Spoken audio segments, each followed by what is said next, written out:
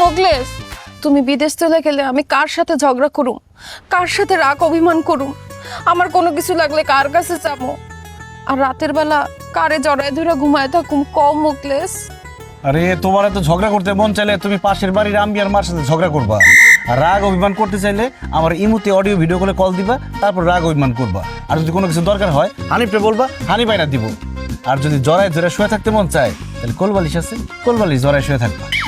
না না না, আমি আমার স্বামীর রেখা এক মুহূর্ত থাকতে পারবো না। তুমি যদি আমার রেখা চলে যাও তাহলে আমি জ্ঞান হারাবো, মরে যাবো, বাঁচাতে পারবে না কেউ। তুমি সারা জীবন আমার সাথে থাকবা, আমার চোখের সামনে থাকবা, কথা দাও মোগলেস। ওরে বাবা রে, তোমার সাথে থাকলে সারাদিন তোমার চোখের সামনে থাকলে কি খাওয়া এসে পড়বো? সংসার চলবো? অবশ্যই সংসার চলবো।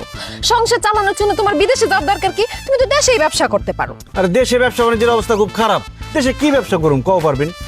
দেশের ব্যবসা বাণিজ্য সব খারাপ চললেও একটা ব্যবসা সবসময় ভালো চলবে, সেটা হচ্ছে মুদি দোকানের ব্যবসা।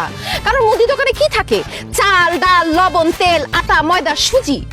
চিন্তা করে দেখো, বন্যা হোক, ঝড় হোক, আন্দোলন হোক, হরতাল হোক, মানুষের তো ভাত খাইতেই হইব। আর ভাত খাইতে হইলে মুদি দোকানে যাইতেই হইব। এর জন্য মুদি দোকানের ব্যবসা সবসময় রমরমা, সবসময় চাঙ্গা। তুমি একটা মুদি দোকান দিয়ে দাও।